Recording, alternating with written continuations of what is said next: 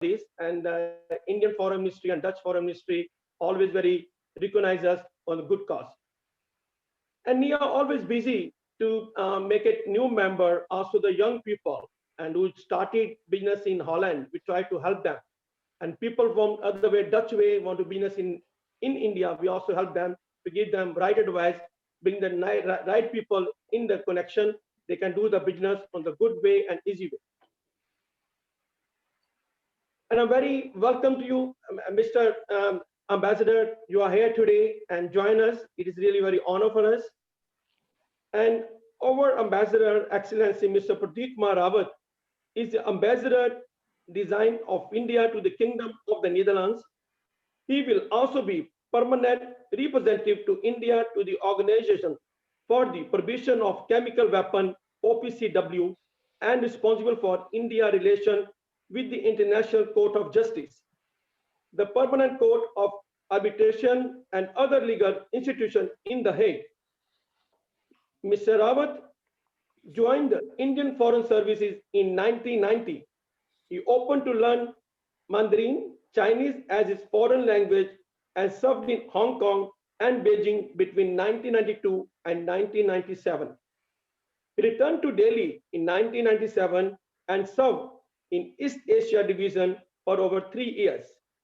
He then served as First Secretary in Indian Mission in Mauritius.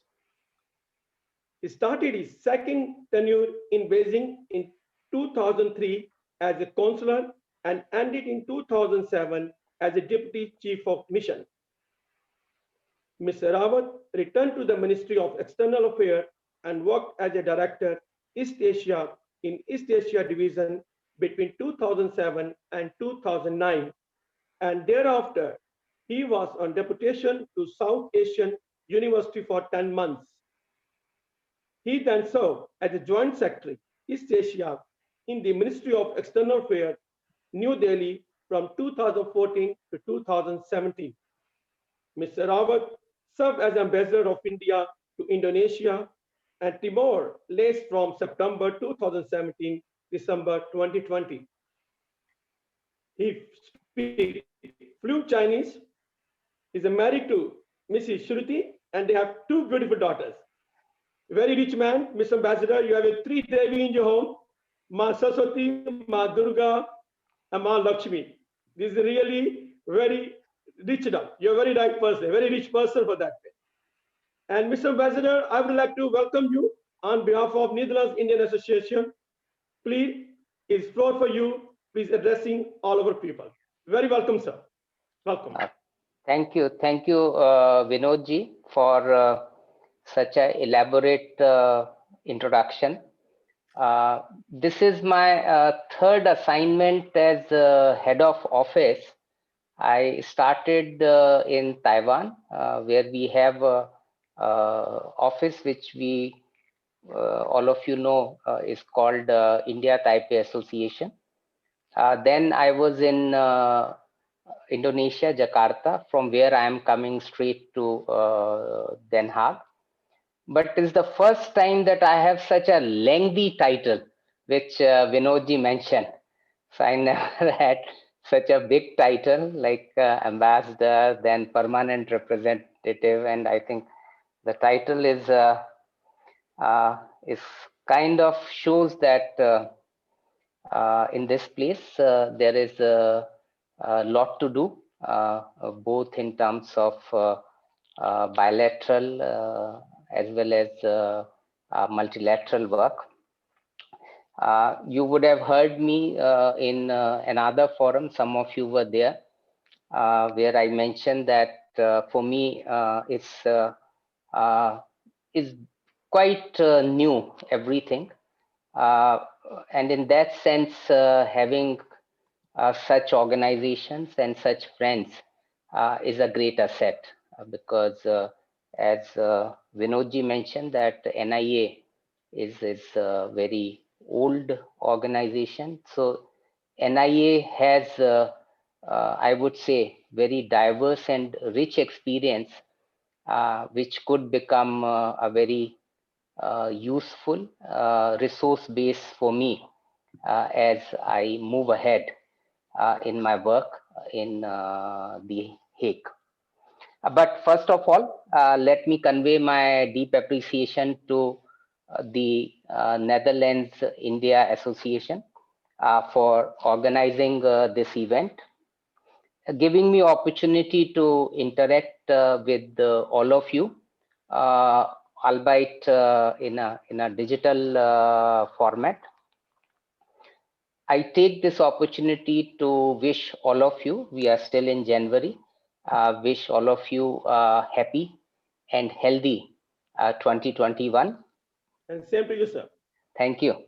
I'm sure that like me, many of you would have liked this interaction to happen in a physical format, where we could have also sensed the human energy as well as nice aroma of masala tea and samosas and whatnot. But as I was told, c'est la vie, I suppose it's life that we need to uh, come to terms with the situation. So we are meeting, but I hope that we would be able to triumph over Corona sooner rather than later, so that we have opportunity to interact in a format which is more familiar to us as human beings. Because to me, I think, though I'm okay with technology, but I still find this format of interaction, in a sense, little bit challenging. So today, Vinodji was surprised when I tried to just test whether everything is okay at 3:15. So he said, "How come Ambassador is coming so early?" But I didn't want to be kind of figuring it out at the last minute and then getting a little bit worked up and keep all of you waited. But in a sense, it's the nature of life, I suppose. All of us have to move ahead with whatever cards we are dealt with, and make best of it. Maybe some of you are bridge players, so you get the cards and you then do how you make best of that card, I suppose. Uh, uh, this year we just celebrated the 26th January, but I know that is one event which all of you look forward to eagerly. Unfortunately, we could not invite you in physical format, but I am hoping that we would be in a better position when our next National Day comes up. Fortunately, I think in India, everything comes in multiple formats, including our national days. So, in a sense, that's the nature of India. Everything is in multiple formats. The diversity is amazing in India. So we are probably one of the few countries which actually have two national days. And I remember in many countries, because we share 26 January with the Australians, they have the same. So sometimes just to avoid, we will choose that, okay, no problem. We can be generous with our Australian friends and we'll say, okay, you celebrate on 26 January. We will mark our national day on 15th August. So they are happy. We are also happy in that sense. So that's how I think life goes on. But I think today, 30th January, it's a very important day for India, people in India, but also for the world. It is the 73rd death anniversary of Mahatma Gandhi, father of nation, and a man who's widely respected, whose teachings are widely respected, especially for his staunch belief in humanity. And during such trying times like Corona, our belief in those values and our belief in humanity is tested like nothing before, because there are challenges for sharing our precious resources. There are also challenges in terms of caring for people, despite, in a sense, challenges to one's own health and life. So that is where the core commitment and the core belief in human values actually stands out. And so I feel that Gandhiji and his message becomes all the more relevant during such trying times. In India, we mark this day as a Martyrs' Day. Uh, and I'm sure you would have followed that Prime Minister in his message mentioned that Gandhiji's teachings and his values will continue to guide millions. President also paid tributes, and he said, and I quote, "We should adhere to his ideals of peace, non-violence, simplicity, purity of means, and humility. Let us resolve to follow his path of truth and love." I arrived in Netherlands on 6th of January, morning of 6th January. And I came from Indonesia. So I am also discovering that there are some similarities both in linguistic terms as well as in some other format. I'm discovering some words in Dutch, which actually I was familiar with those words in Indonesia. For example, kantur, it's in Indonesia as the same kantor. They use the same, but I suppose they drop one O.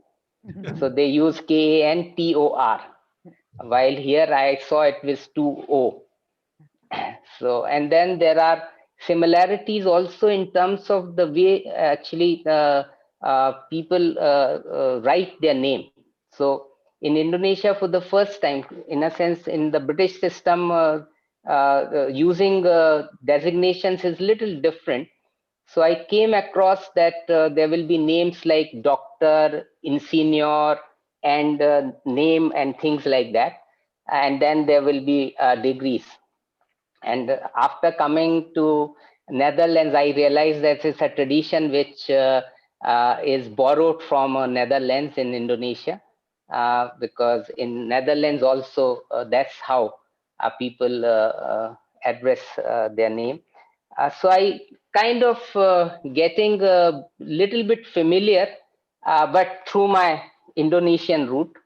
I need to now familiarize myself with the Netherlands through Indian route, because the relationship between India and Netherlands is also very old, and it has very strong roots. Our bilateral friendship is anchored by long-standing people-to-people ties that has provided a strong foundation for this friendship. And that is where I feel that the role of all of you and our ancestors who had the courage and foresight to make those perilous journeys to connect our two lands is most important. Indian diaspora, which I believe is the largest diaspora in the world, was always important in building bridges of understanding between cultures around the world.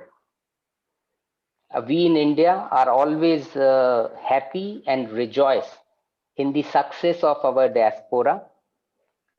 You would have heard Rashtrapati ji's speech in which he devoted, or rather he concluded his speech by paying tribute to Indian diaspora. And I'll just quote something from there. Rashtrapati ji said, "Our diaspora is our pride.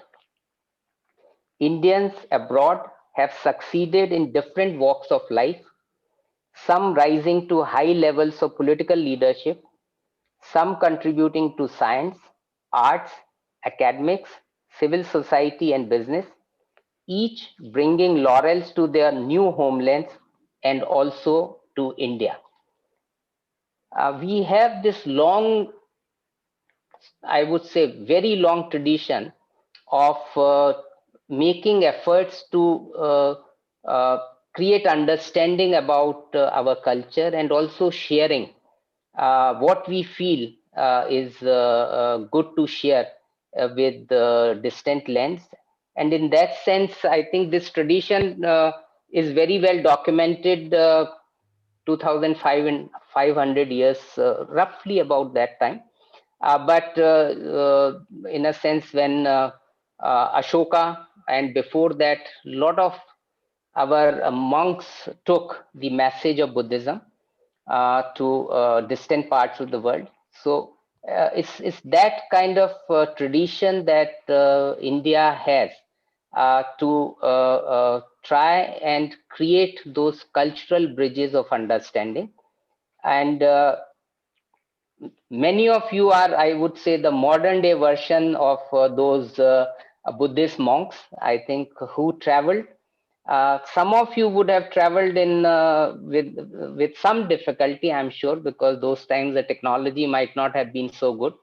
Some of you might have traveled maybe business class or first class, which would be a little, I would say, easier in that sense. But the spirit behind remains the same in a sense, and the same spirit was there when Indian traders used to travel to distant parts of the world, not only taking nice Indian goods, but also taking Indian civilizational values and traditions. And you find in many parts of the world that our linkages can be traced back to those distant times.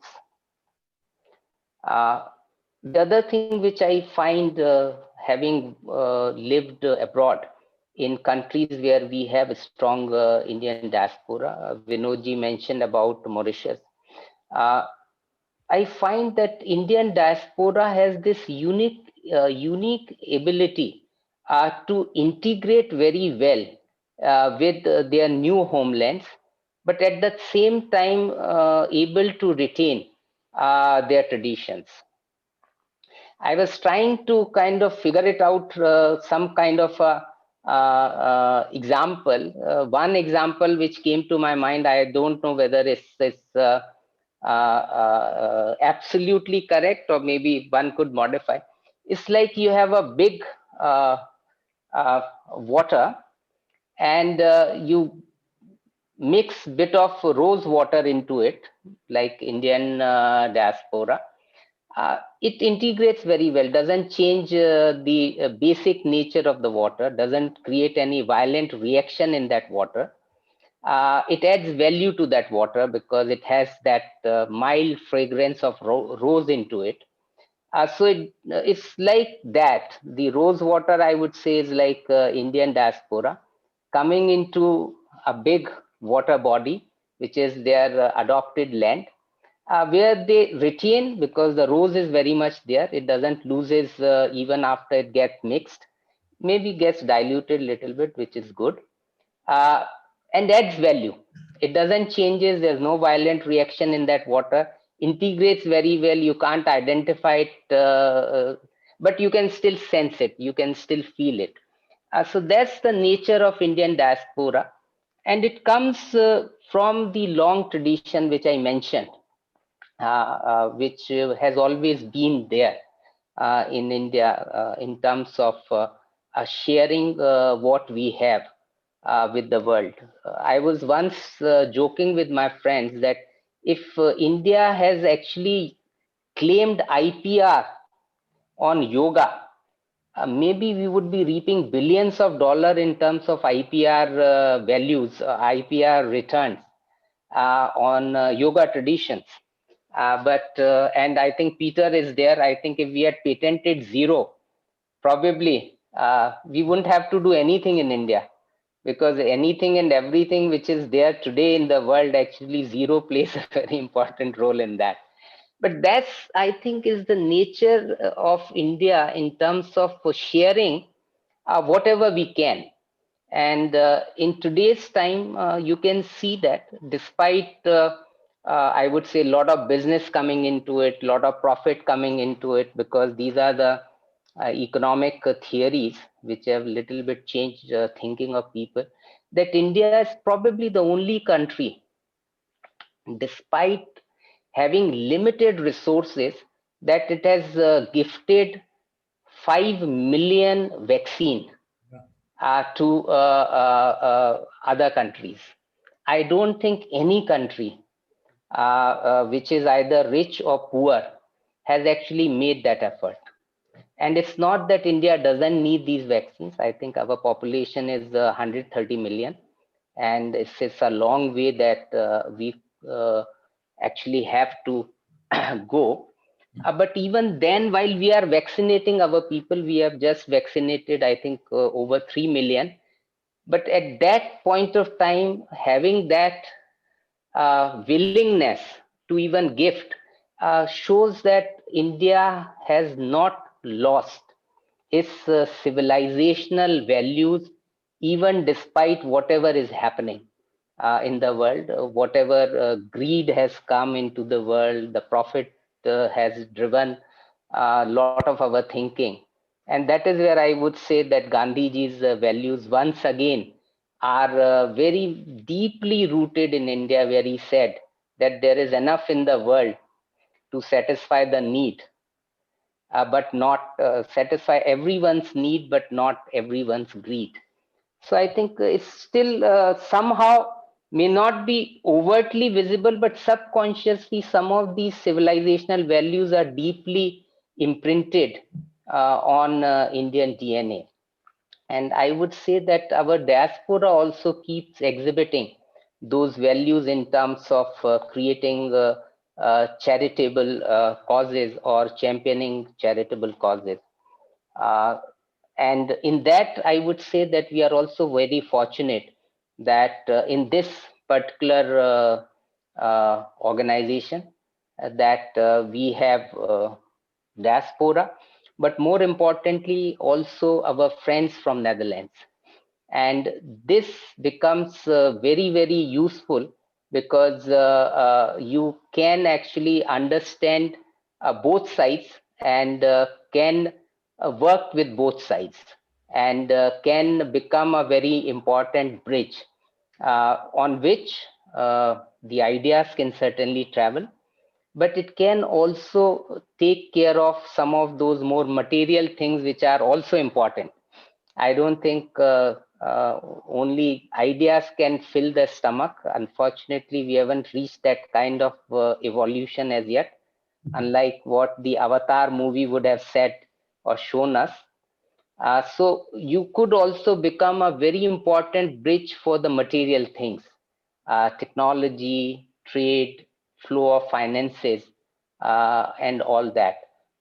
So in that, I look forward to more interaction with NIA.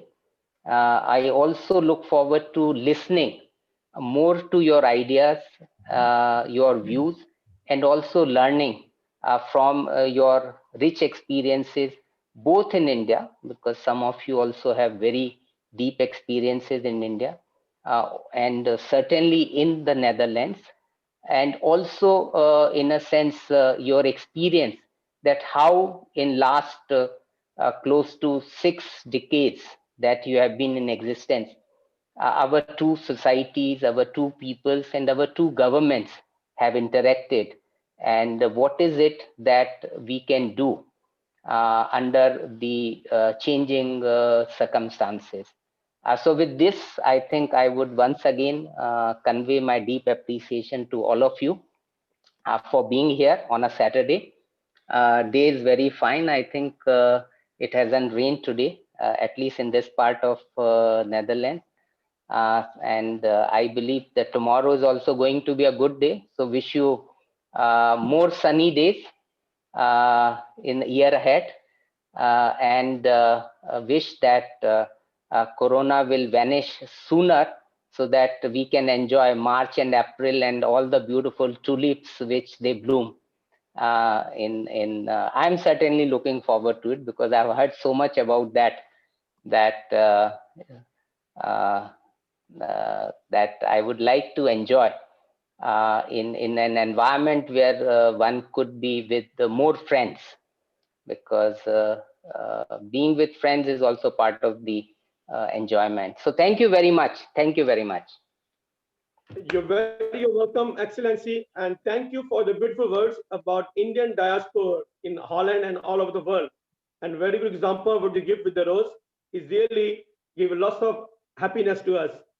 And thank you for all your good ideas and what we do together in Holland and India together. And that I promise to you, as well as the Netherlands Industry Association, we take all of us, our excellency, our new ambassador to Tulip Garden, to visit Tulip Garden. When this Tulip Garden is open, we take you as our chief guest to Tulip Garden, show all the flowers and flower fields. Thank you once again. And now I'll open a podium for everyone. If they have any question to Mr. Ambassador, anyone, any question, anyone to know anything, and just open for 5 minutes. Please come forward if somebody has a question. Yeah, sure. So you can unmute yourself first. Yeah, then you can ask question because. Yeah, I have, Yeah. if you like. Ambassador, very welcome here in this country. My name is Pramod Saxena. Came after being trained in medicine and pharmacology in Lucknow. I came some 55 years in this lovely country. Super it is. And you may ask what I've been doing. I've been doing I often say particularly to my Dutch friends, that I've been doing development work here on behalf of India, having trained 40 some PhD students. But that's enough. I heard you say about something about bridge. You'll be very welcome if you play bridge. We'll give you a game. But I have a question, and the question comes to my mind is about Corona. I just wonder where the diplomats fall into. We have very shortage of vaccine here in this country. I don't think we shall be having Corona-free time in April, March, maybe in July, perhaps. But where do the embassy personnel come? Do you get a Corona vaccine here in this country, or you get it from India? I was just wondering. To be very honest, we haven't actually received any note from the foreign ministry on this particular subject, but I'm sure that in near future there may be some guidance on this particular matter. For us, it would be important to follow the local regulations. So whatever the host government will provide us, I think we would be very happy on that particular point. In India, what we have done, in a sense, in India, we have announced that government of India will be vaccinating all diplomats if they wish with the AstraZeneca vaccine. Yeah. So that would be, I think, would be made available. I don't know in regional wise or how, or maybe age wise. So, but in principle, it has been announced in India. So if that answers your query, I suppose. Surely. And I wish that you get ahead of us. Well, I would say that it's important for people who need it most, given the scarcity. I would still, in a sense, I would be happy if they prioritize those who need it the most.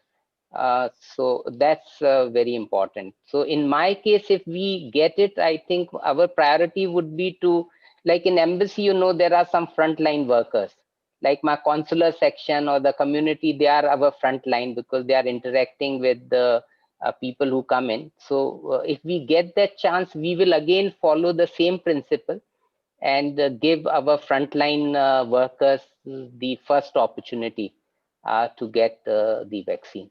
Thank you so Say, much. for example, most of us who sit behind back door, I think we can wait a little longer. Thank you very much, Excellency, for your wonderful answer. And now I would like to invite our former Dutch ambassador to India, Bhutan, and Nepal, Mr. Fons Tolinga. Mr. Fons Tolinga, in his work as a diplomat and as an active observer of the 9 countries where he spent most of his active life, Fons Tolinga has always leaned on the discipline and logic that his training in engineering and business imprinted on him. He loves to interpret numbers and discover trends. His work abroad for the Netherlands Diplomatic Service focused on politics, economy, and business. In 2017, during his tenure as a Dutch ambassador in India, His Excellency in New Delhi was awarded the title of most business-friendly and effective embassy by the Netherlands Confederation of Industry. Back in the Netherlands, Fons had a senior position in central government management. Mr. Slinga Fons, you are very welcome, sir, and we're very happy to see you here. Please, floor for you and addressing to us. Very welcome. Thank you so much for this introduction, Vinod.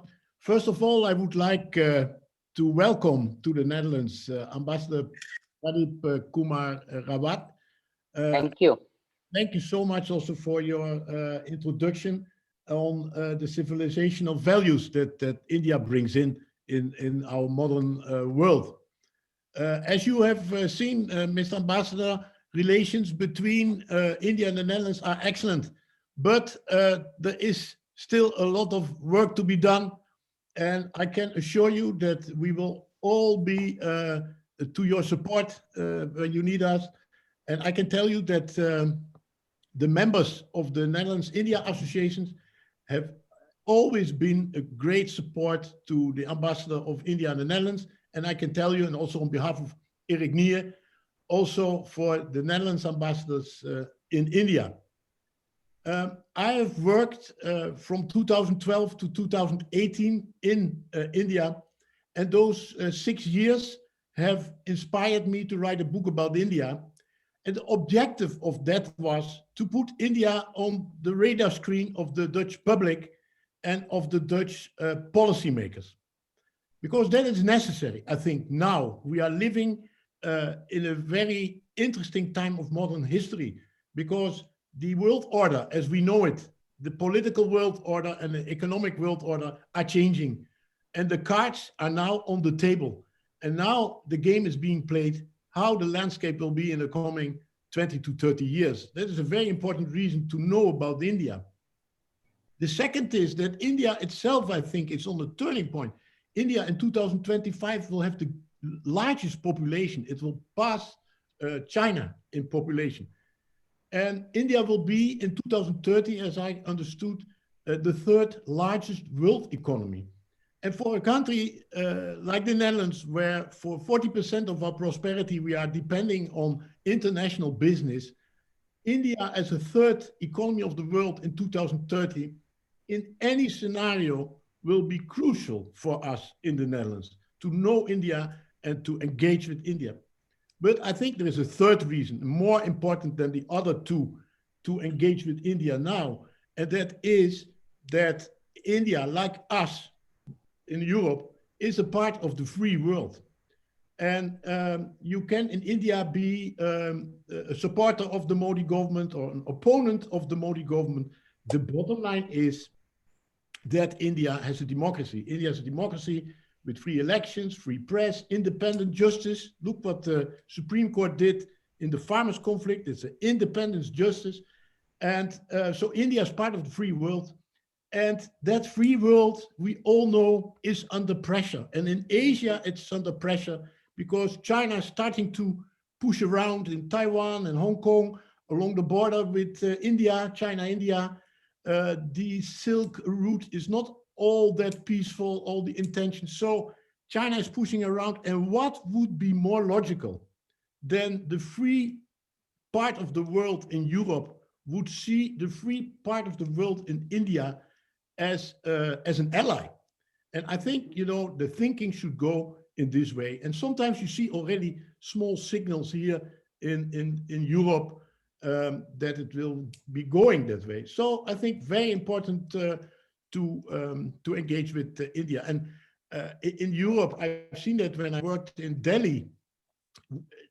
In Europe, on the radar screens of the policymakers of Europe, India is not yet there beeping on the screen because Europe is too busy with its internal problems, with the Brexit, with Poland and Hungary undermining independence of the justice and the freedom of the press, the southern European countries not reforming their economies.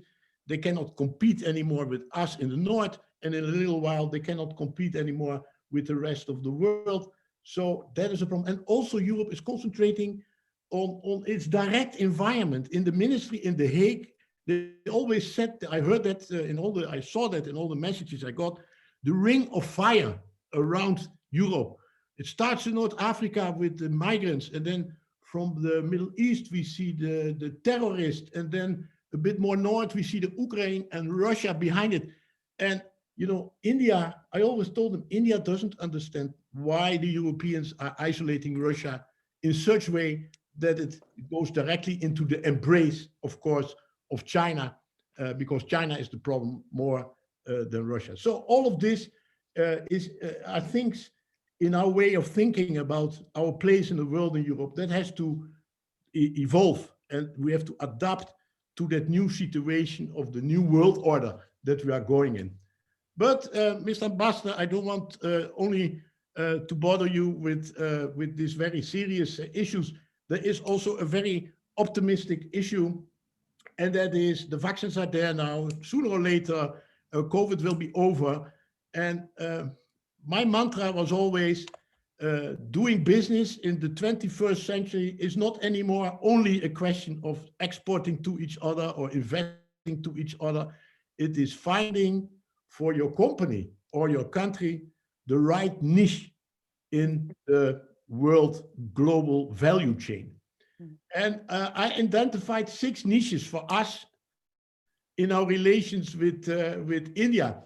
The first one is, let the Chinese have their Silk Route. We have the spice route.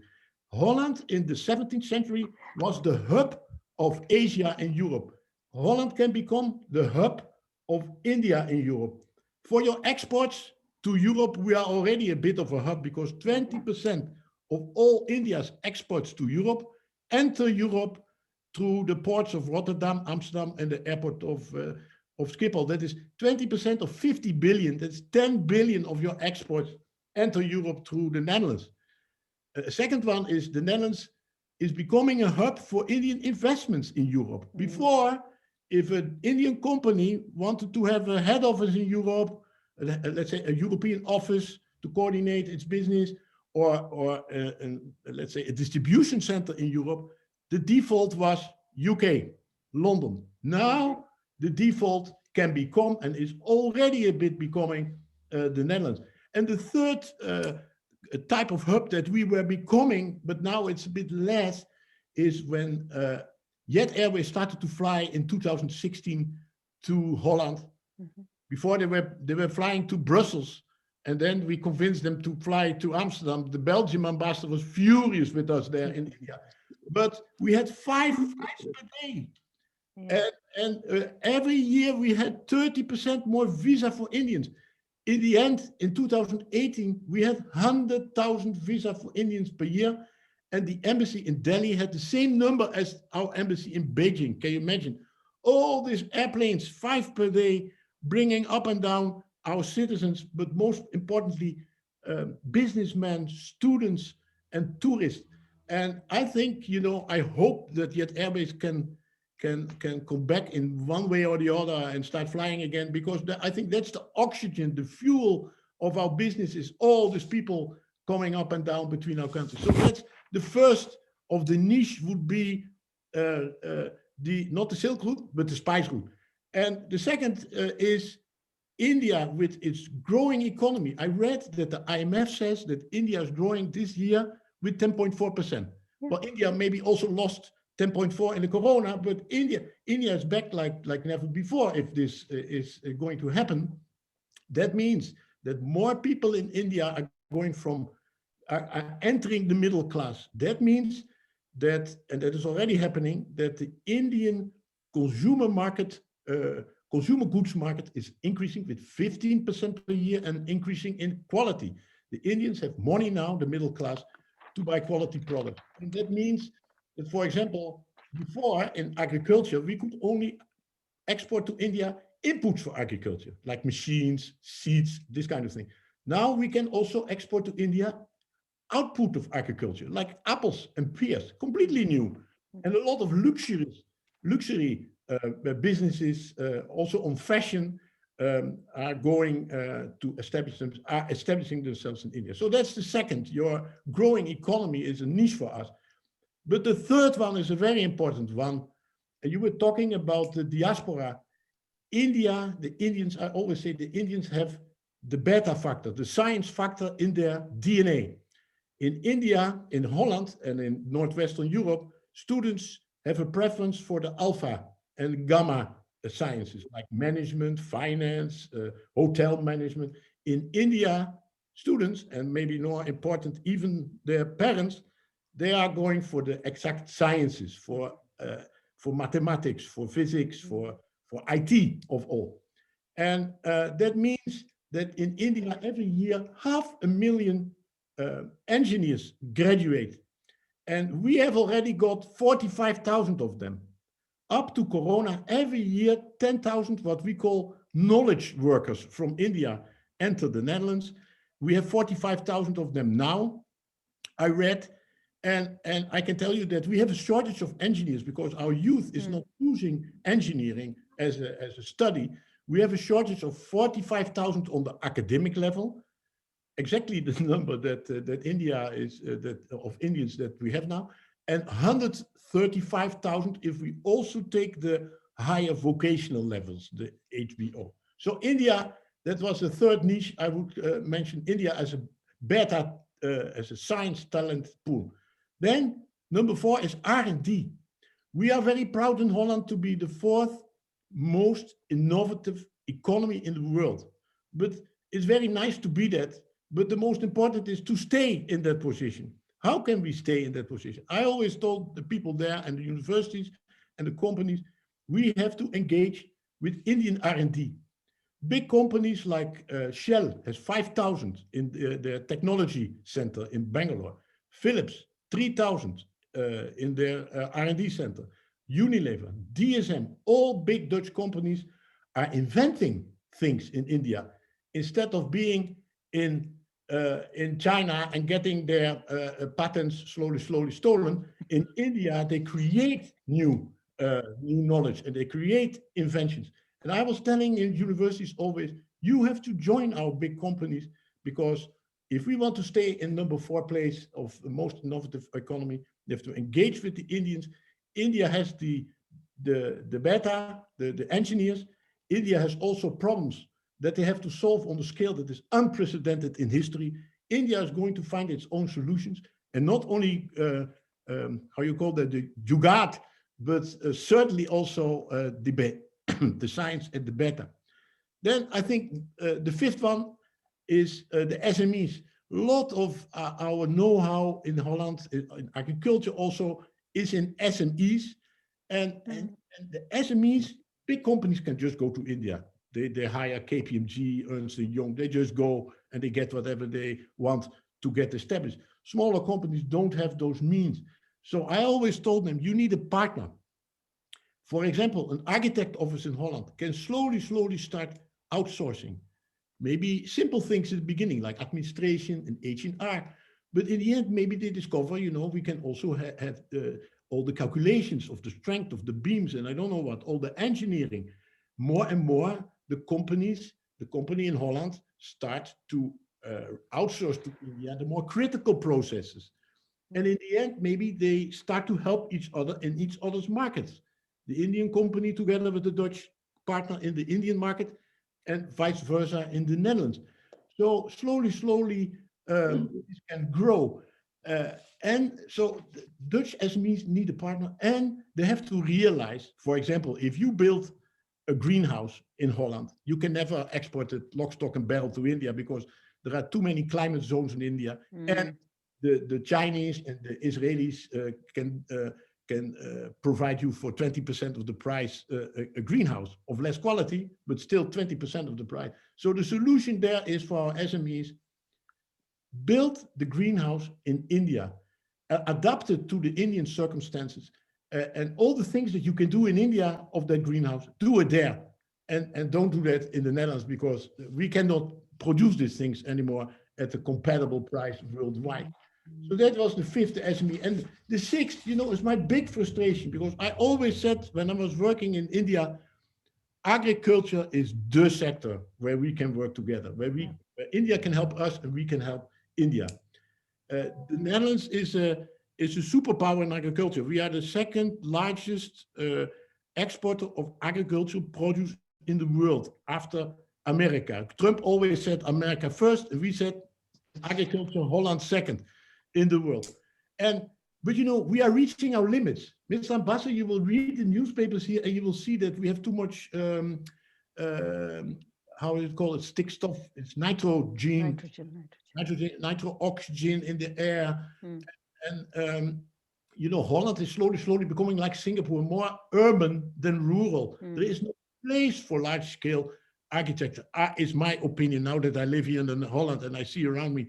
So we should have a Marshall Plan and we tried that in Holland, in India, but we never succeeded in letting the know-how and the input of agriculture flow to India in the way that we wanted.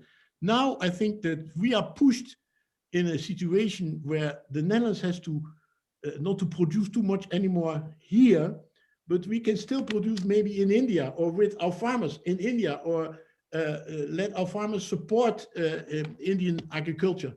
I think from what I remember from the discussions between the Netherlands and India, or even at the level of Mr. Modi, was very much in favor. But I think we could not make it happen. I think it's a huge opportunity there, because for us, we are in a corner. We cannot continue like that.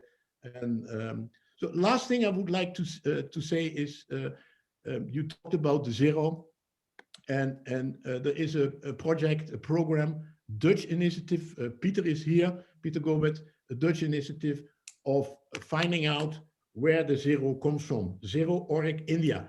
The zero came from India. I learned at school it came from Arab countries, but it seems that the Arabs were just the intermediate. It came from India through the Arab countries. And this is a program, very interesting. UNESCO just adopted it for 1 year, I understood. And you know what is very interesting? Digital is the zero and the one. That is digital.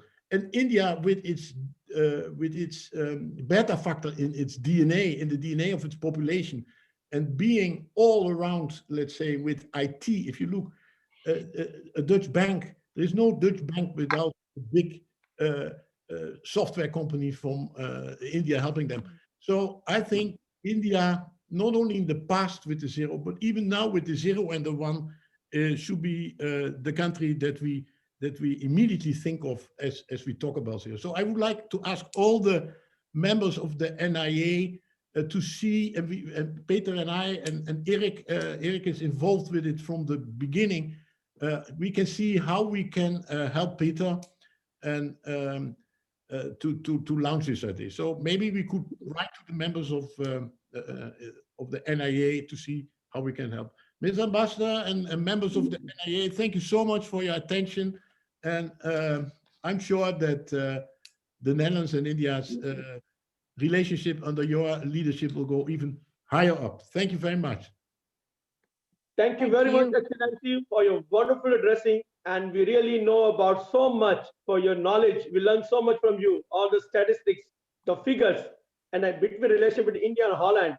That's the way you explain is wonderful. Thank you very much. And I hope everybody enjoyed your knowledge, and we got experience with that, and we got to take advantage for that. Thank you, Mr. Ambassador, for your presence. Thank you very much.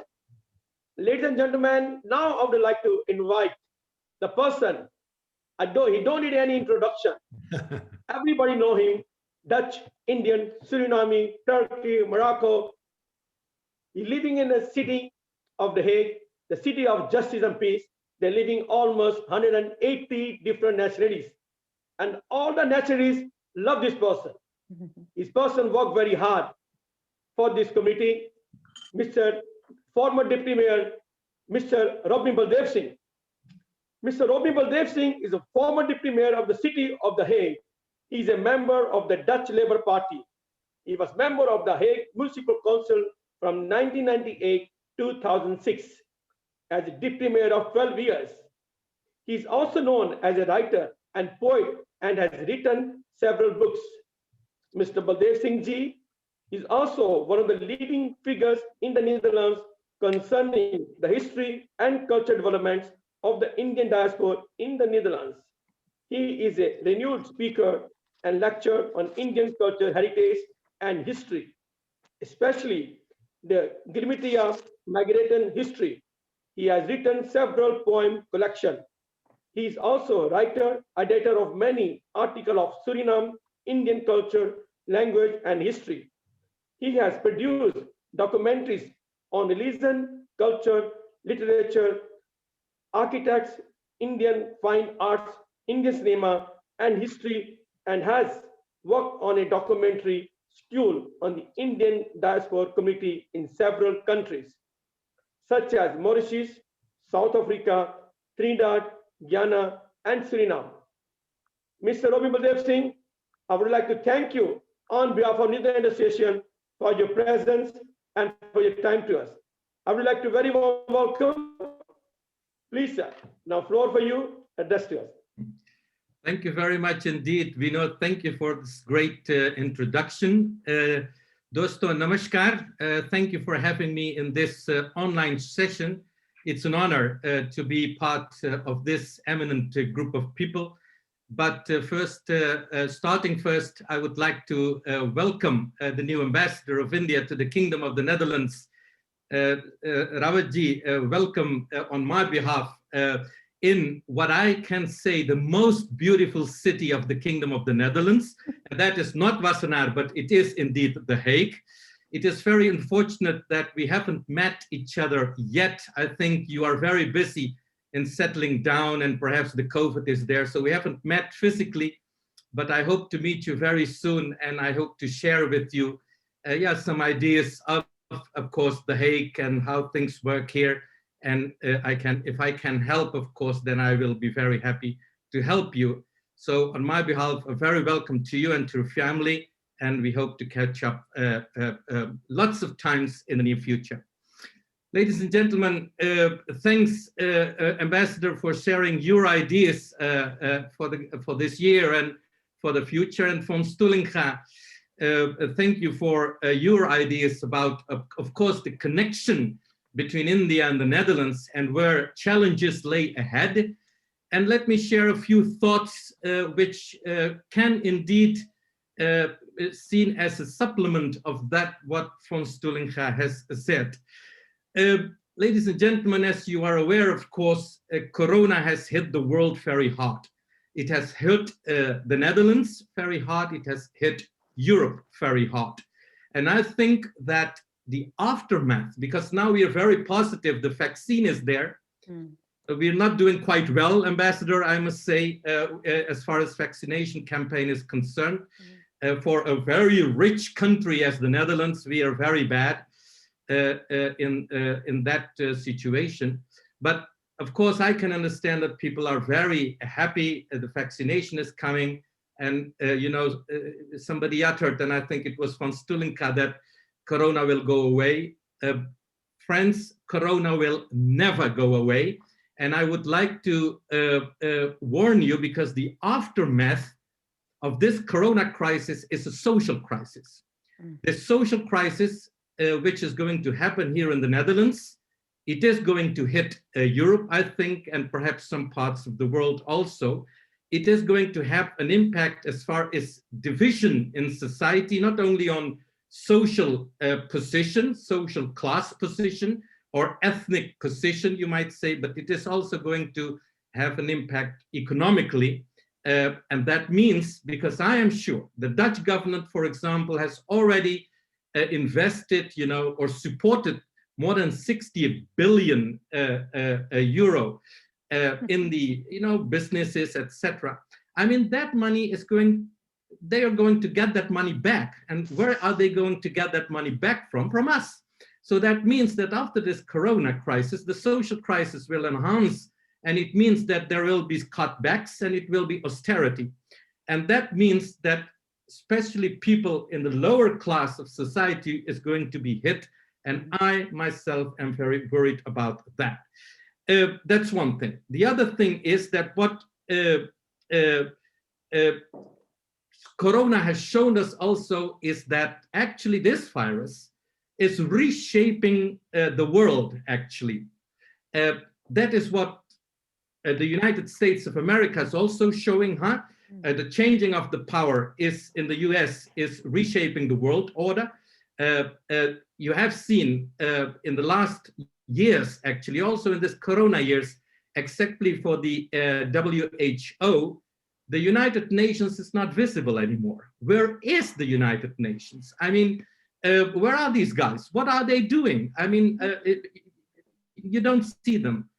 As far as the European Union is concerned, they're not on one line. They don't talk with one mouth, to say it like that, to put it like that, because there are lots of division, in Europe itself.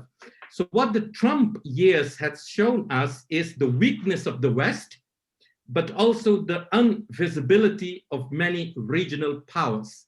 The weakness of the West is, as far as I'm concerned, personified by the way Europe is dealing with some crisis, not only the Corona, but also, let's say, the trade relations with the United States and Canada on the one hand, but also the relationship with the United Kingdom. It's very strange, but they did not succeed in doing a very great job in that. And what you see is the emergence of the regional powers. India is one of them. Russia is there, Turkey is there. So these are the regional powers which have positioned themselves in a very confident manner. But I still think that there is a void. There is a void which Trump has shown us, actually, with his America First slogan and the years he reigned in the United States. And I think that there is the chance for India to jump in. India has indeed the possibility to jump into this void and to play a leading role more than it is doing it in reshaping the world and the world order. What I mean is that, as von Stullinga said already, there are lots of chances. But in my opinion, we are very proud. I mean, we as Indians are very proud what India is doing. We are very patriotic, and it's always Jai Hind and Jai Hind. But in my humble opinion, what I see is that, and that is perhaps the problem India faces or India has, is that India is too much inward facing. The image of India in the West, dear friends, Mr. Ambassador, is not a very good one. The other day, there was the opening of the news, the very important national news here in the Netherlands, about the farmers' protest in Delhi. Instead of talking about the farmers' protest and the real issues behind it, these journalists began to talk about India as a very poor country. They focus on poverty again, and they focus on religious riots, etc. So that is the idea here in the West, not only in the Netherlands, but also in Europe, about India. When you talk about India, then it's a poor country. Yes, okay, there is economic growth and you're changing a little bit, but still there is poverty and there are tensions, etc. which of course is not the case. I mean, India in the last 20 years has made giant steps economically, but also socially, in improving situations for actually every layer in society. But we are not very vocal on that.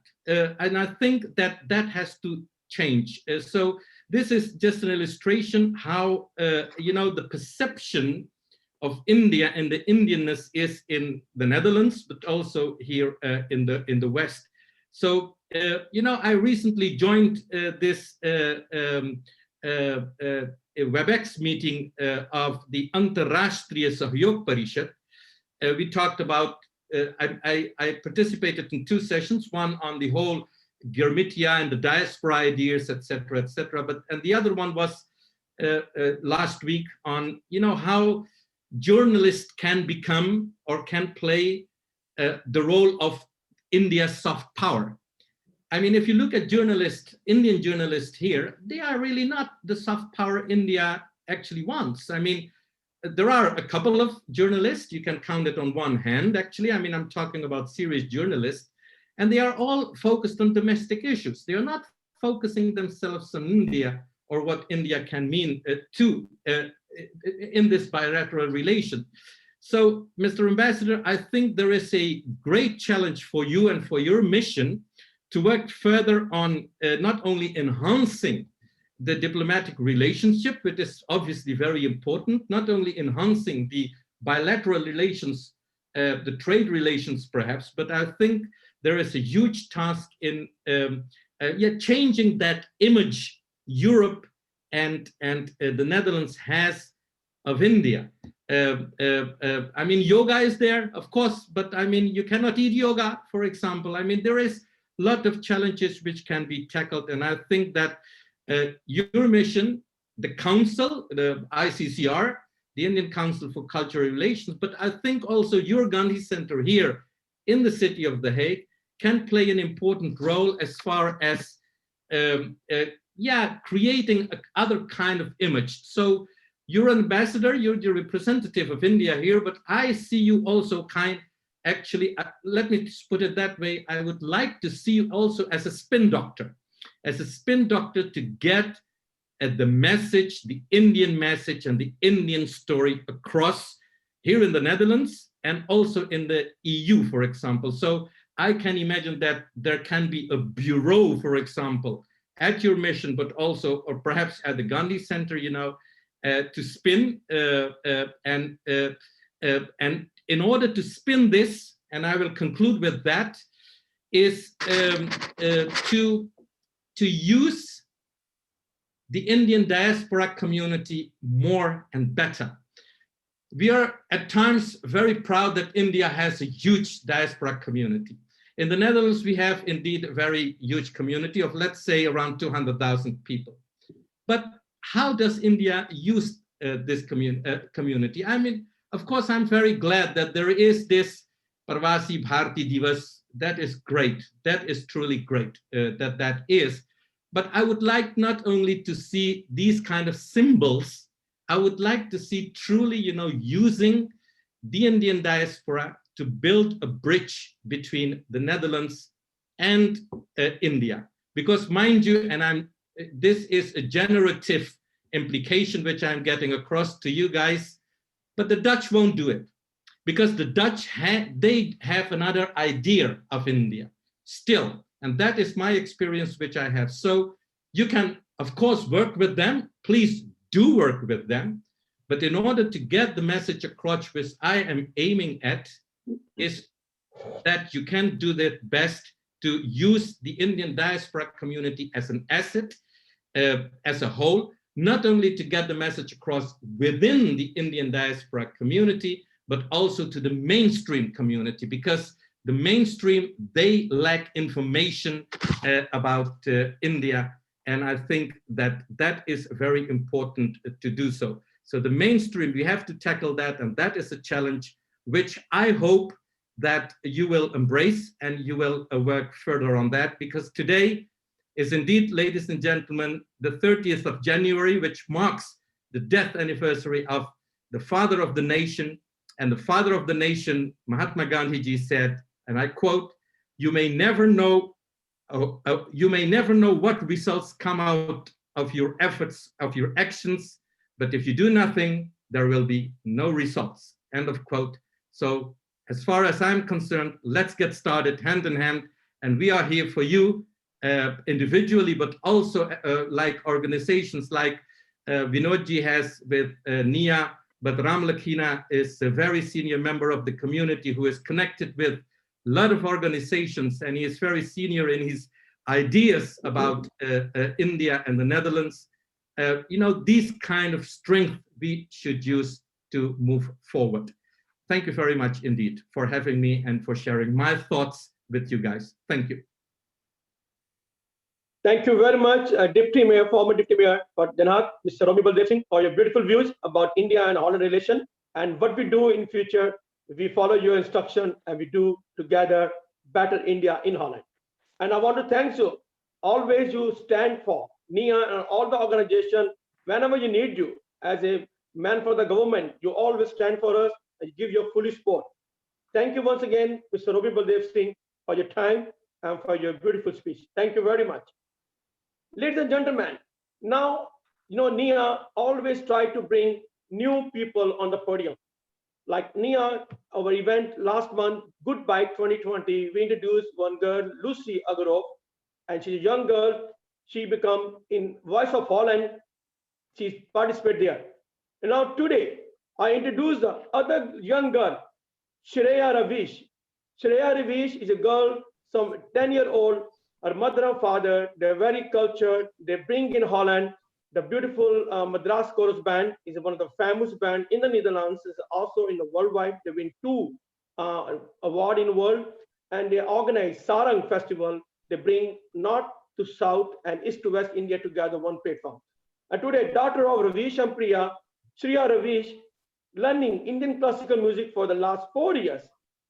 In her learning, she learned piano in the Indian classical style. She's also the youngest member of the Madras Chorus Band, which has been performing and spreading Indian music in the Netherlands. She has the blessing of God today to perform music in the Indonesian program. Shreya Bete, I welcome you. Now it's podium for you. You play some nice piano. You play so good piano, and we're very happy to see you here. Please, floor for you. Go on. Namaste. My name is Shreya. I've been learning keyboard for 2 years now from my guru in California, and I'm happy I learned it in the way of the classical music. I'm going to be playing 4 parts of 4 songs today, and I hope you enjoy it. The first song I'm going to be playing is a song. It's from a Hindi movie called Kal Ho Na Ho.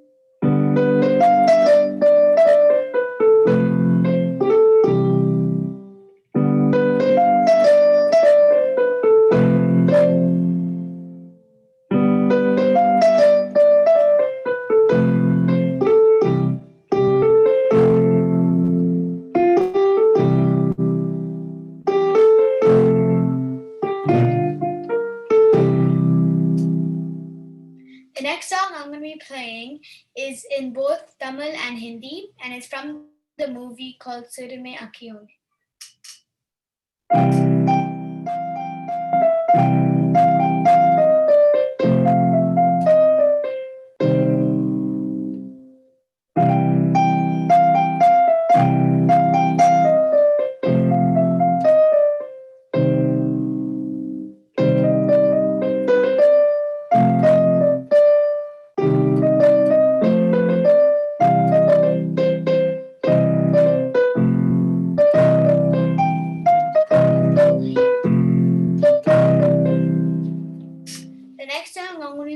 playing is a Tamil instrumental music from the movie called Punnagai Mannan.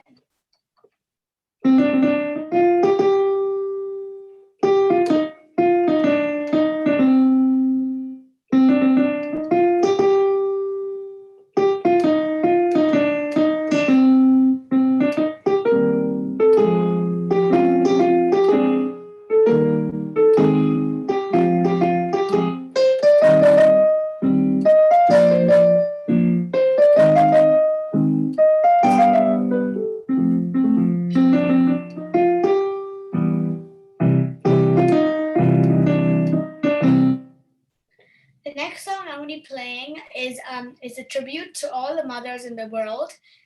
And here we go.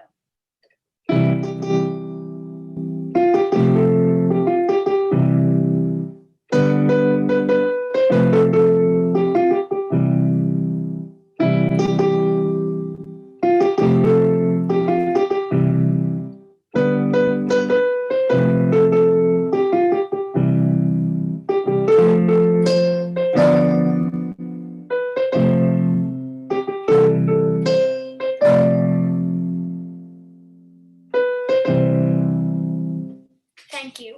I want to say thank you for Vinod uncle for giving me this opportunity.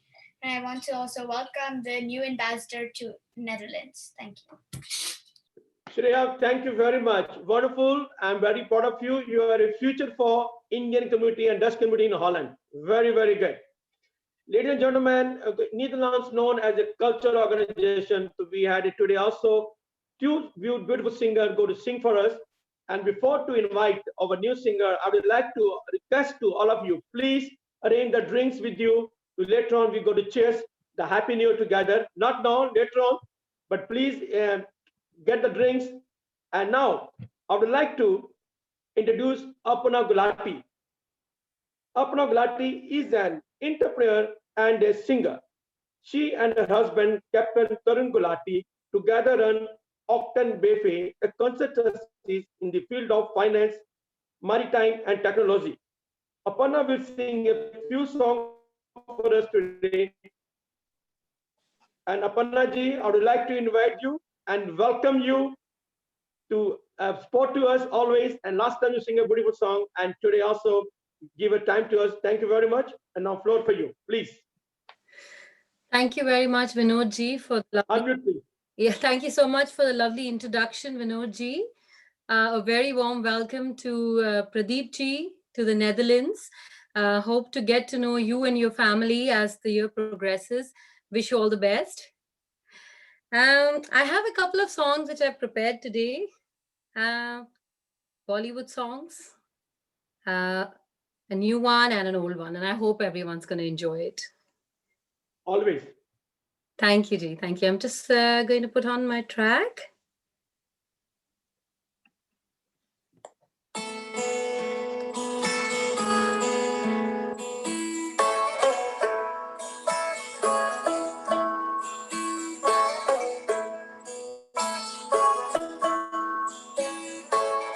सुबह है फीकी शाम से हुई ना तुझसे बात भी बिना मैं तेरे बेमज़ा हुई हूँ देखो आज भी करूँ मैं ये गुजारिश मोहब्बतों का मोल दे नींदों में मेरे ख्वाब का जरा सा मीठा घोल दे मैं बन जाऊं तेरी मैं बन जाऊं तेरे इश्क दी चाशनी है मिठी मिठी चाशनी मैं ना मांगूंगी धूप धीमी धीमी मैं ना मांगू चांदनी तेरे जीने में मुझसे हो इश्क दी चाशनी है मिठी मिठी चाशनी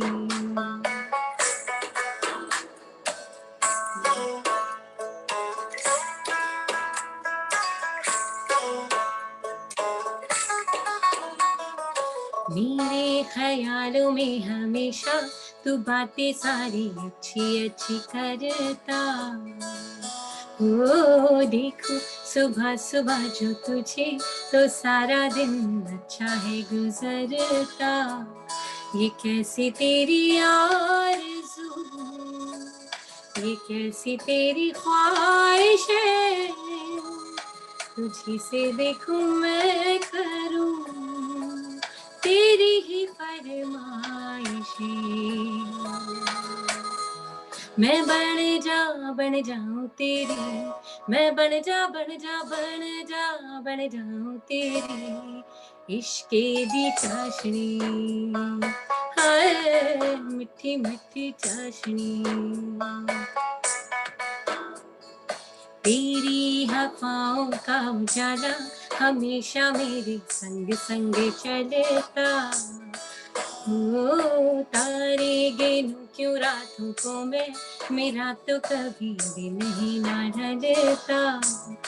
निगाहों में जो ख्वाब सा आता है तेरा प्यार है, तू ही है मेरे सामने, तेरा ही इंतजार है। मैं बन जाऊं तेरी, मैं बन जाऊं तेरी इश्क दी चाशनी, हाय मिठी मिठी चाशनी। मैं ना मांगूंगी धूप धीमी धीमी, मैं ना मांगू चांदनी, तेरे जीने में मुझसे हो इश्क दी चाशनी, है मिठी मिठी चाशनी, हाँ मिठी मिठी चाशनी।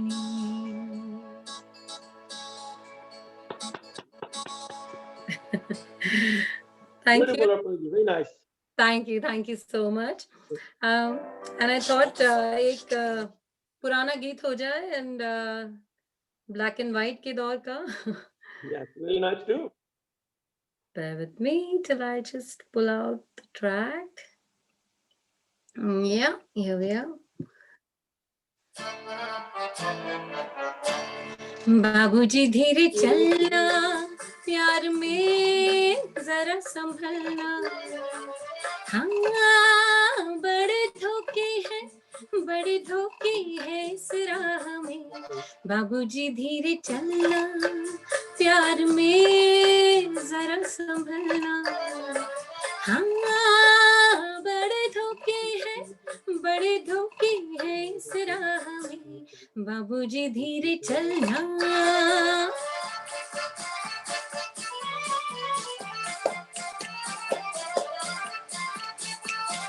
क्यों हो खोए हुए सर झुकाए, जैसे जाते हो सब कुछ लुटाए।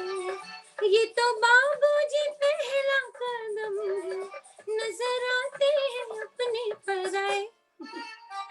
हाँ बड़े धोखे हैं इस राह में।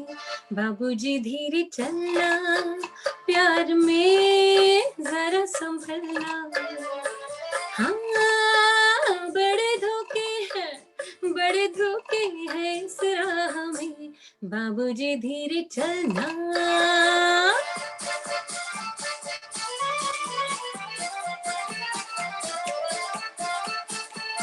ये मोहब्बत है ओ भोले भाले, करना दिल को गमों के हवाले। काम उल्फत का नाजुक बहुत है, आके होठों पे टूटेंगे प्याले। हाँ बड़े धोखे हैं इस राह में। बाबूजी धीरे चलना, प्यार में जरा संभलना, हाँ बड़े धोखे हैं इस राह में। बाबूजी धीरे चलना।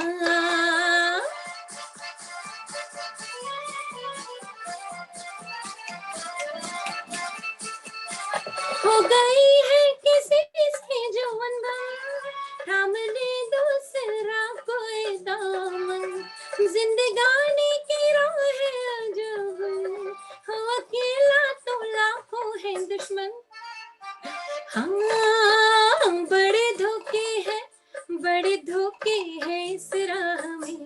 बाबूजी धीरे चलना, प्यार में जरा संभलना, हाँ बड़े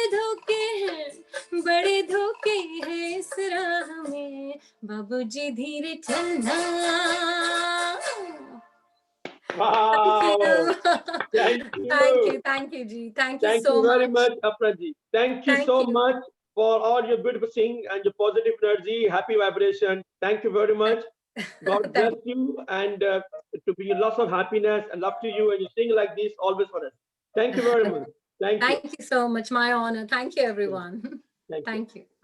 And ladies and gentlemen, now I would like to invite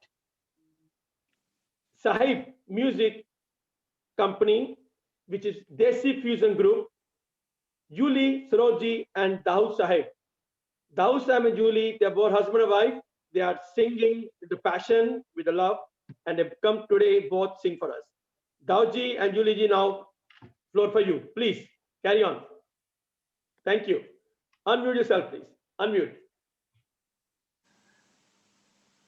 आप सभी को नमस्कार. Good evening to everyone, and we're glad to have you here. And let's start. Good.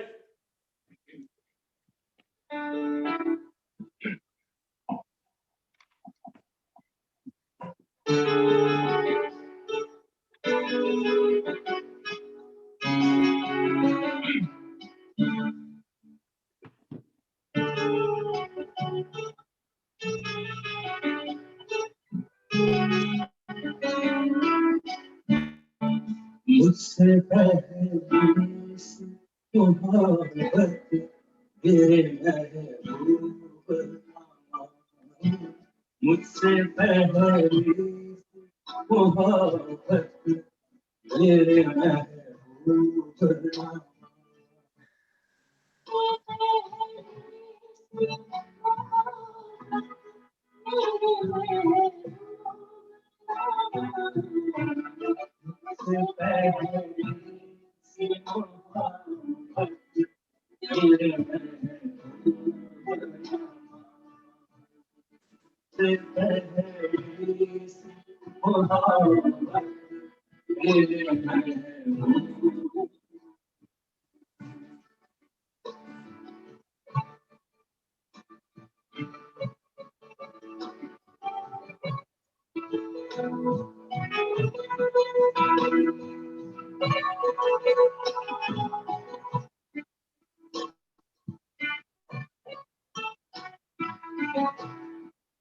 मैंने समझा तू है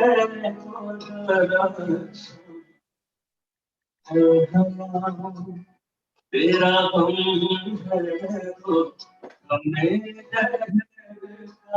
झगड़ा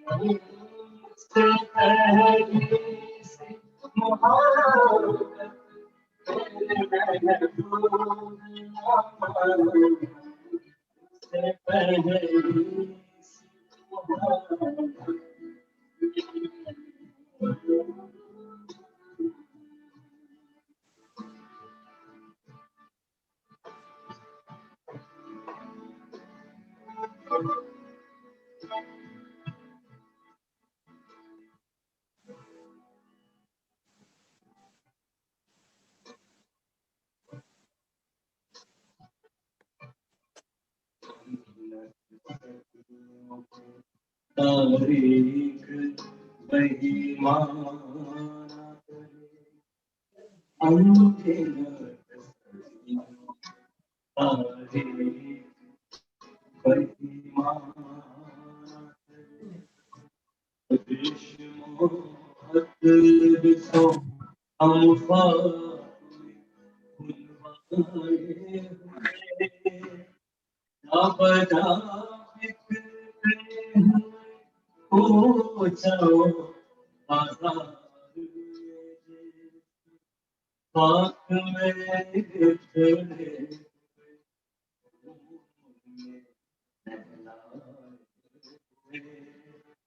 लौट जाती है उधर को भी नजर जाती है अपनी दिलकश है तेरा हुस्न मगर क्या कीजिए अपनी दिलकश है तेरा हुस्न मगर क्या कीजिए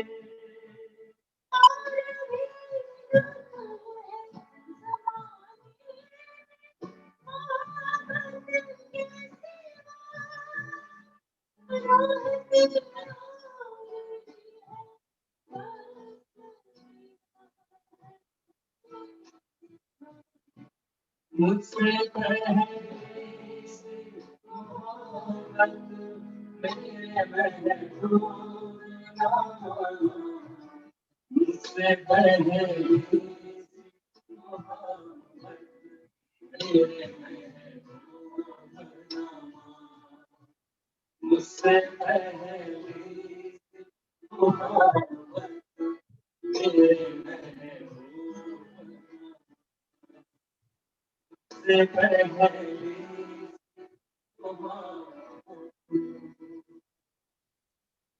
मेरे महबूब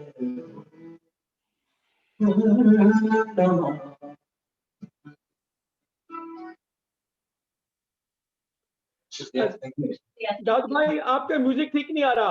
दाऊद जी, हाँ जी आपका साउंड ठीक नहीं है, काफी डिस्टरबेंस है। मे बी चेक कीजिए something wrong, because when we testing was very good in the afternoon. Oh आवाज ओके लग रही है आपकी। या आवाज काफी आ रही थी। what can we do better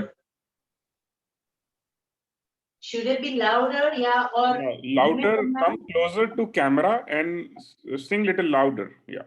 So camera मैंने थोड़ा आगे करवाया था, वो थोड़ा पीछे हो गया लगता है। तो come closer to the camera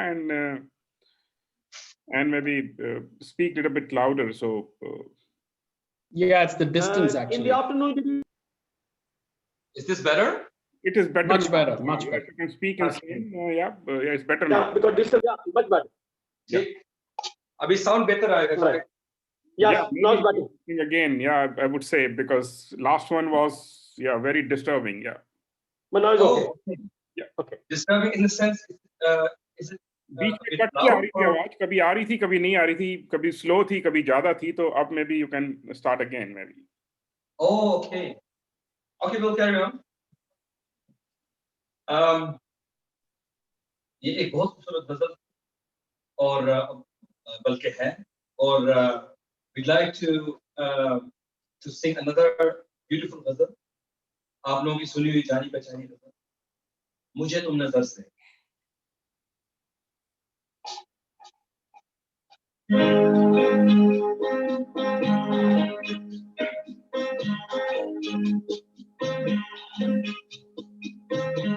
मुझे तुम नजर से गिरा तो रहे हो,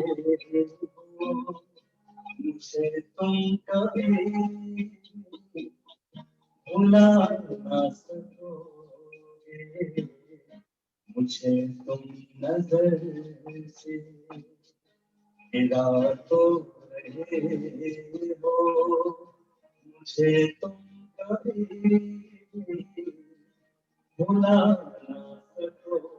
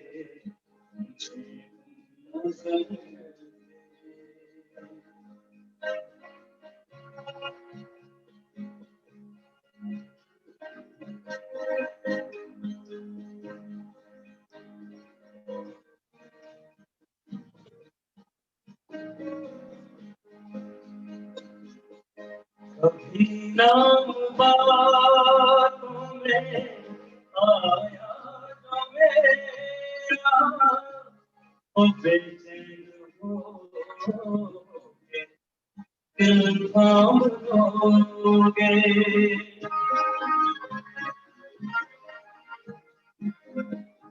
कभी नाम बातों में आया जो मेरा ओ बेचैन हो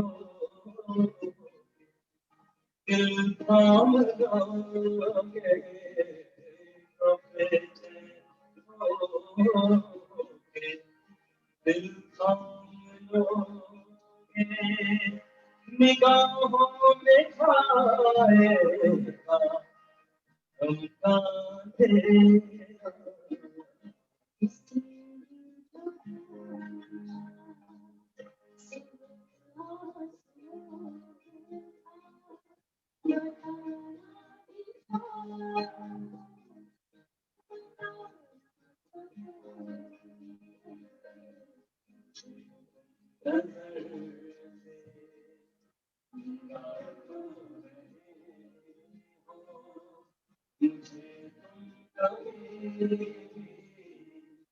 भुला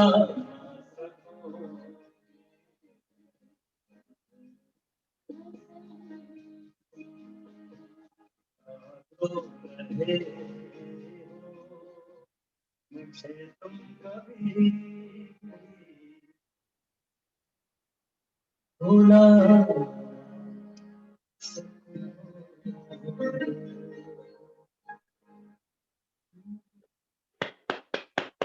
Thank you, Dalbhai. Thank you very much.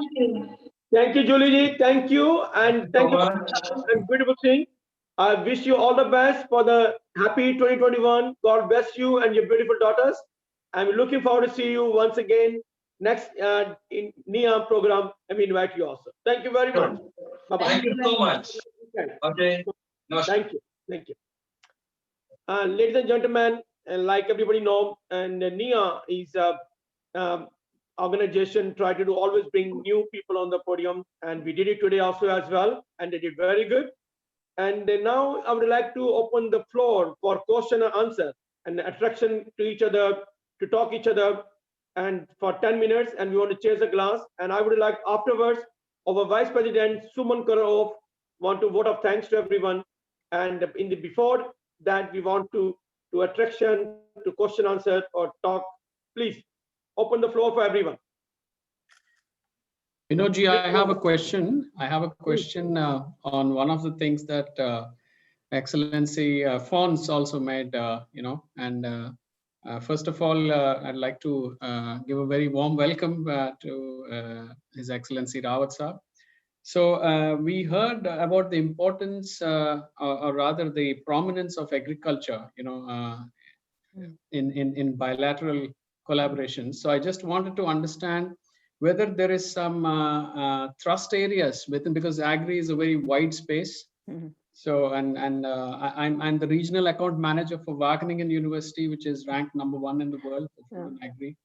I also had the proud privilege of signing on some MOUs when His Excellency Alfonso, Stolinga was there, on some business model innovations for adaptive water management in the wake of climate smart agriculture. So question to Rawat ji is whether there are some thrust areas for bilateral cooperation when it comes to agri and food. Thank you.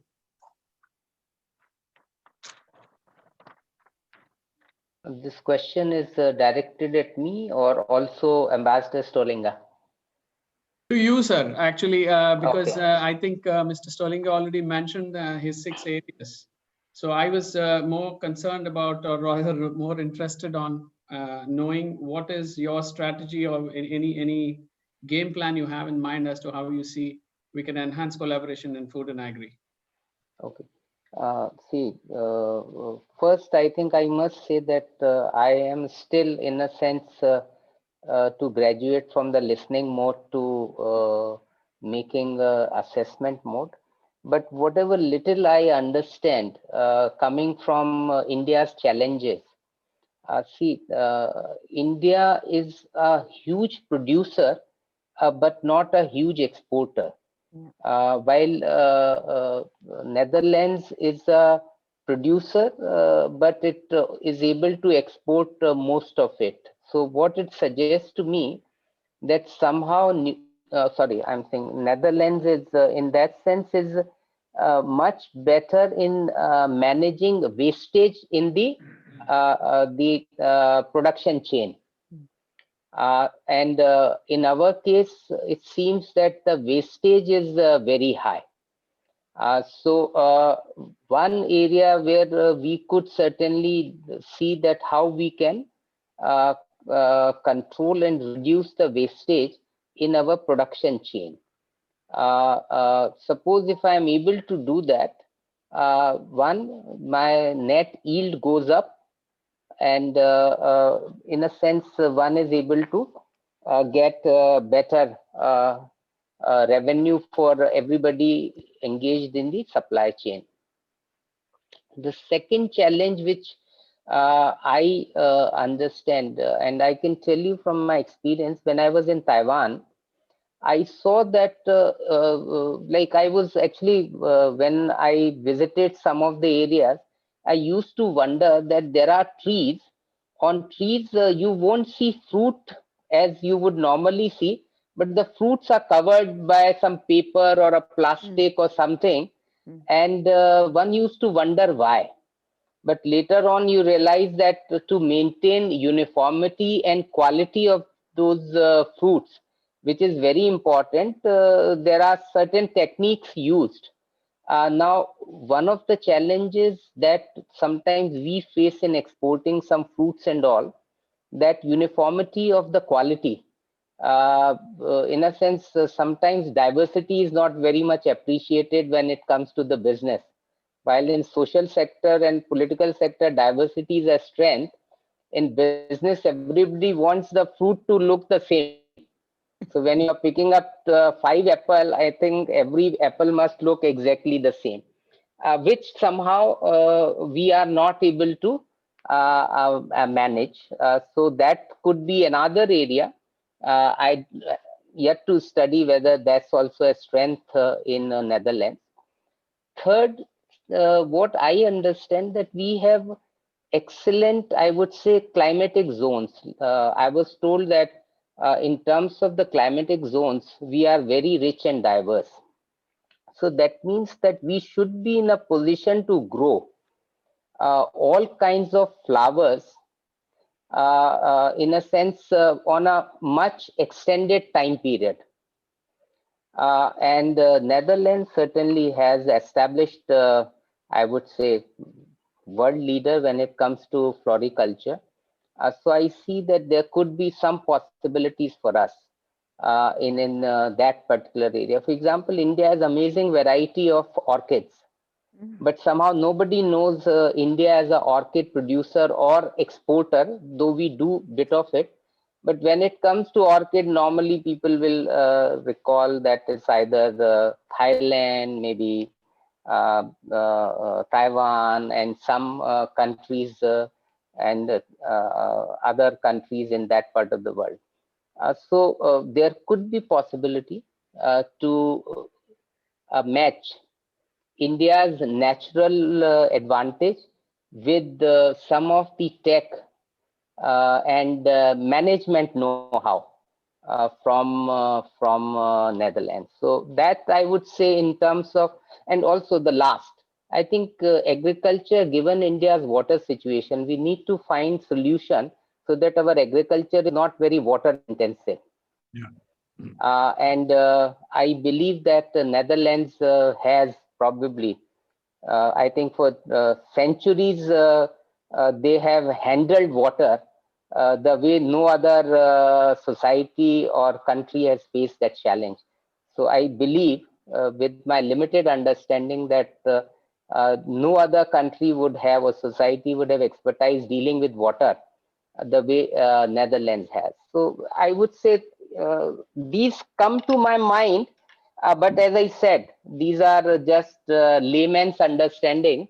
One would have to research it a bit deeper to find exactly which technologies, which company, what kind of a financing arrangements it would require, or whether Netherlands would be actually willing to share some of these technologies. That's also is a big question, because sometimes there could be a challenge in that as well.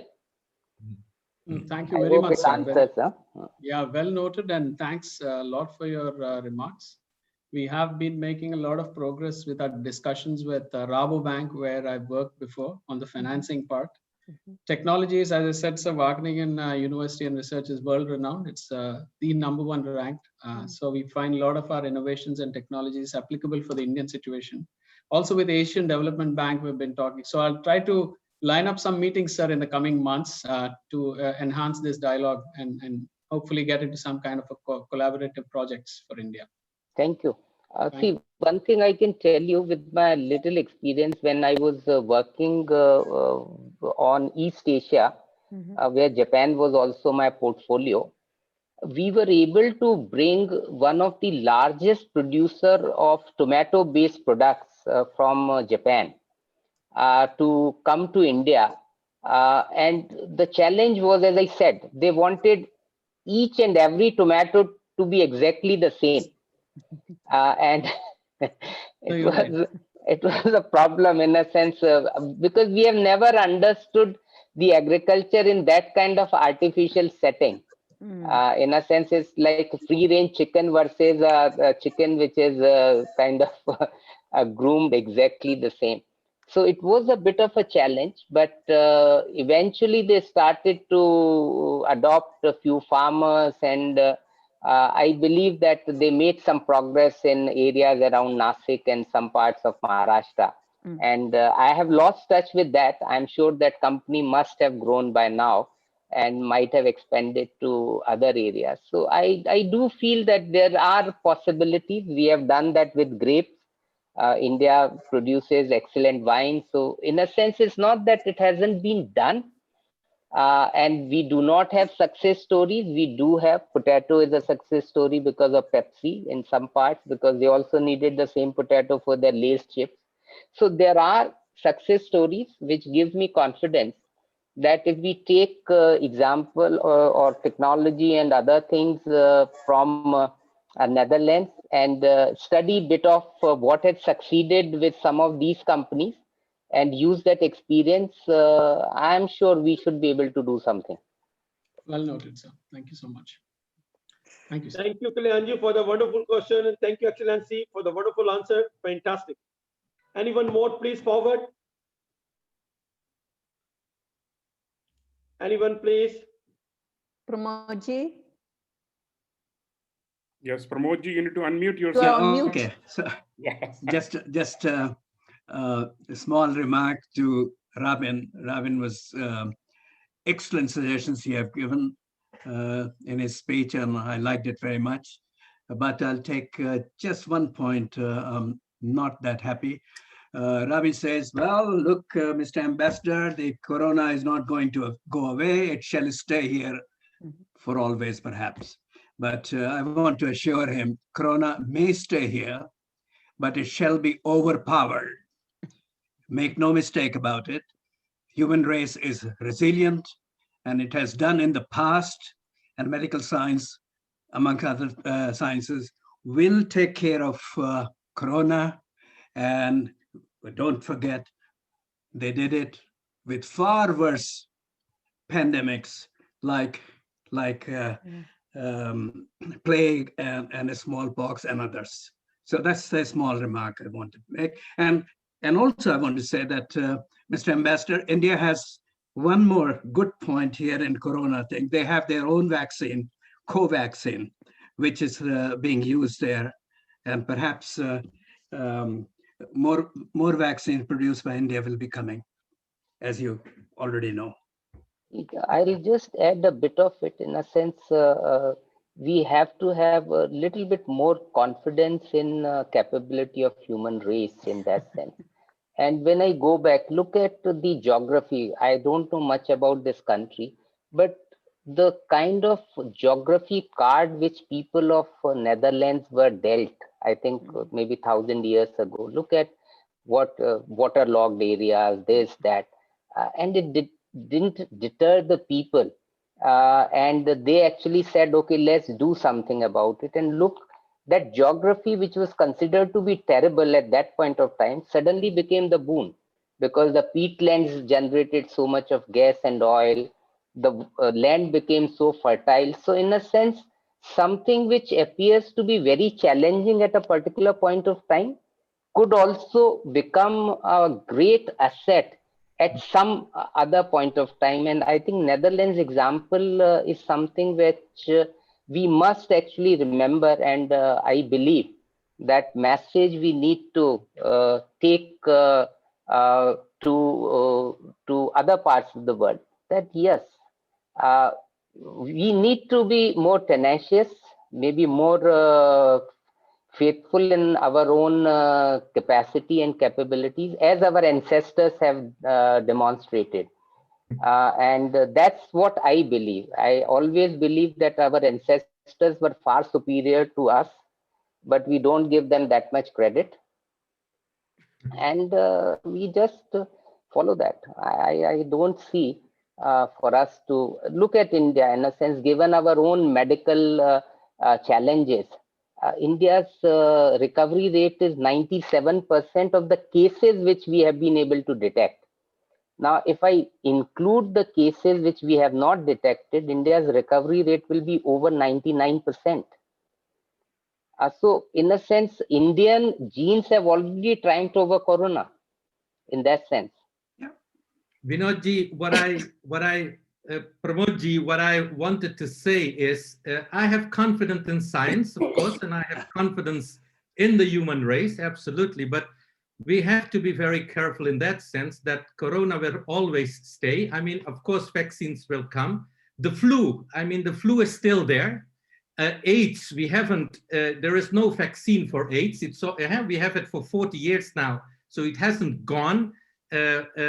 So we have to be a little bit careful. And you know, the vaccines which we have, and that is what the drift I wanted to get across is, you know, how long are the vaccines going to work? Are they going to work your whole life? Is it going to work for 3 months? Is it going to work for a year? So those kind of things we don't know. So what I wanted to tell you all is, you know, corona is there. That is reality. We have to take that into account. But of course, science is there, and I have confidence in science, absolutely, absolutely. But we have to be realistic in the sense that after the vaccines and everybody gets the vaccines, it will still have an impact on our life in one way or the other. So that is what I wanted to get across. Well, some impact will be there. For example, 1.5 meter society, as our Prime Minister said, maybe there, but it will go away in some time. And don't forget, read Hariri, perhaps Professor Hariri from Israel, that in some years, maybe 100 years, perhaps one doesn't have to die. Maybe it's a good thing or a bad thing, you may argue, but this is going to happen. Thank you very much, all of you. It was a wonderful discussion. We learned a lot today. I want really thanks to everyone to here today together. And now I would like to invite Vice President of the Netherlands Indian Association, Madam Suman Koronov, to give vote of thanks to all of you. Sumanji, the floor for you.